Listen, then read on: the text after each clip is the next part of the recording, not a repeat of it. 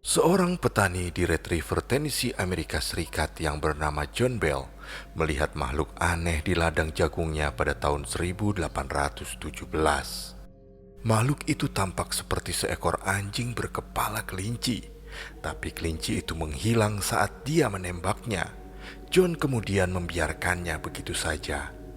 Malam itu, ketika John dan keluarganya sedang duduk untuk makan malam, mereka mendengar suara ketukan aneh dari luar rumah. Beberapa putra John berlari keluar pintu untuk melihat apa yang terjadi, tetapi mereka tidak melihat apapun di sana. Selama beberapa minggu berikutnya, John, istrinya Lucy, dan anak-anaknya terus melihat penampakan dan mendengar suara-suara yang tidak dapat dijelaskan. Salah seorang putranya melihat seekor burung yang berukuran luar biasa besar, dan putrinya Betsy melihat seorang gadis berpakaian hijau berayun dari dahan sebuah pohon di dekat rumah mereka. Bahkan salah satu pekerjanya menyebutkan bahwa dia diikuti seekor anjing hitam berukuran sangat besar. Seiring berjalannya waktu, gangguan-gangguan yang menimpa keluarga John semakin meningkat. Keluarga tersebut mendengar suara ketukan dan suara-suara merintih di seluruh rumah. Suara anjing-anjing tak kasat mata saling berkelahi. Suara tikus menggerogoti tempat tidur dan suara rantai diseret di lantai. Sprei anak-anak pun dirobek dan dicakar serta dijambak oleh makhluk tak kasat mata. Hantu itu sepertinya menyukai Betsy, karena Betsy paling sering dicubit, ditampar, bahkan ditusuk dengan jarum. Kadang-kadang gangguan yang tidak terlihat itu meninggalkan bekas merah di tangannya, serta bekas luka besar di sekujur tubuh Betsy. Kabarnya, penyihir tersebut sering menyatakan bahwa dia tidak akan meninggalkan keluarga Bell sendirian sampai John meninggal dan Betsy memutuskan hubungannya dengan seorang pemuda bernama Joshua Gardner.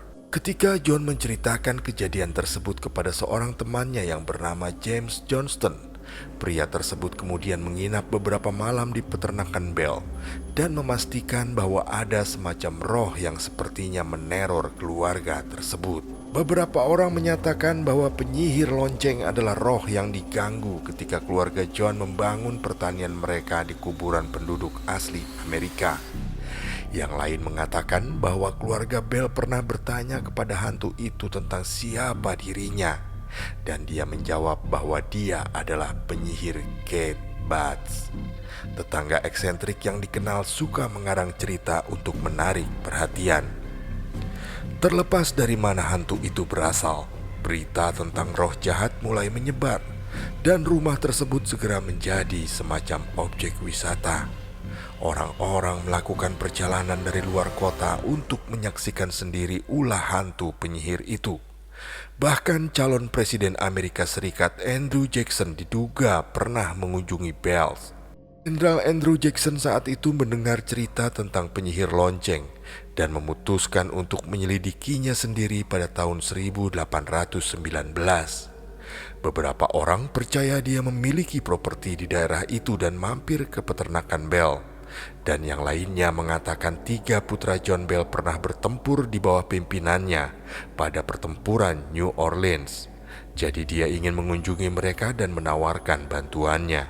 Begitu Jackson dan rombongan memasuki properti Bell, salah satu kereta kuda mereka macet. Meskipun mereka telah berusaha sebaik mungkin, rodanya tidak mau berputar. Dan Jackson menyatakan bahwa itu ada yang tak mau mereka tiba di sana. Menurut legenda, sebuah suara tanpa tubuh kemudian berkata, "Baiklah jenderal, biarkan keretanya melaju, sampai jumpa lagi malam ini." Dan saat itu pun kereta bisa berjalan kembali. Di peternakan malam itu, salah satu anak buah Jackson menyatakan bahwa dia adalah penjinak penyihir dan memiliki peluru perak yang dapat membunuh roh jahat apapun yang dia temui. Baru saja dia bicara, orang itu mulai berteriak dan melompat-lompat, berteriak bahwa dia ditusuk dengan jarum dan dipukuli. Suara tanpa tubuh itu bergema di udara sekali lagi, mengatakan penipuan lainnya akan terungkap keesokan harinya.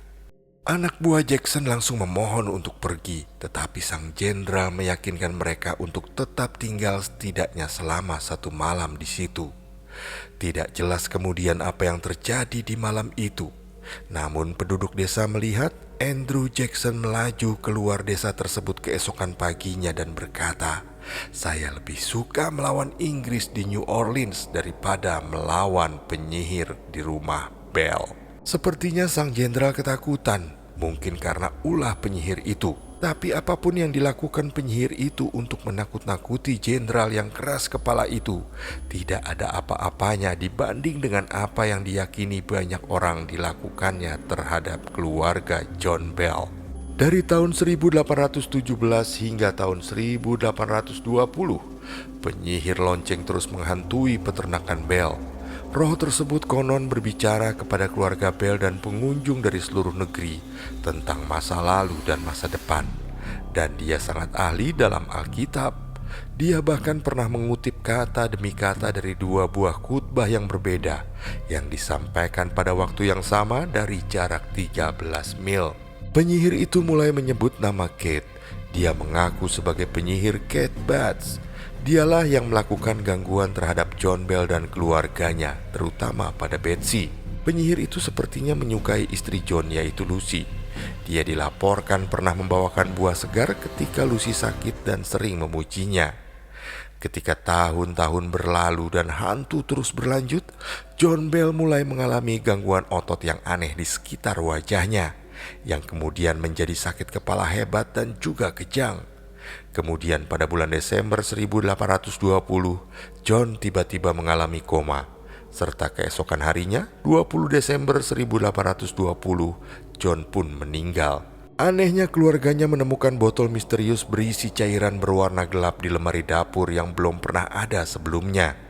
Seorang anaknya diduga menjatuhkan setetes ke lidah kucingnya dan kucing itu pun langsung terjatuh dan mati. Suara penyihir lonceng kemudian bergema di seluruh rumah. "Aku memberi ayahmu dosis besar tadi malam dan itu menyembuhkannya." Anak John melemparkan botol itu ke dalam perapian, lalu meledak menjadi nyala api biru dan melesat ke cerobong asap. Setelah kematian John, arwah itu kemudian beralih ke Betsy. Dia mulai mengikutinya setiap kali bersama Joshua, tunangannya, menjambak rambutnya, memukulinya dan meneriakkan ancaman dan makian kepada pasangan muda itu. Pada bulan Maret 1821, Betsy tidak tahan lagi.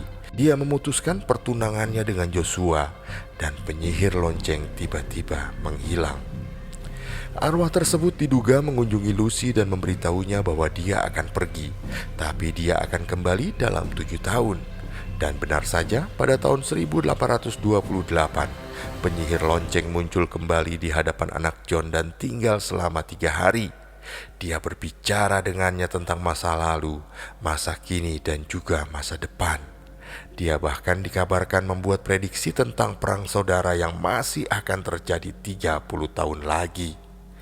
Ketika dia menghilang untuk kedua kalinya, dia diduga mengatakan dia akan kembali dalam 107 tahun. Namun tidak ada catatan kemunculannya kembali pada tahun 1935. Beberapa keturunan John Bell mengklaim bahwa mereka telah melihat tanda-tanda arwah itu abadi dan tak akan pernah kembali.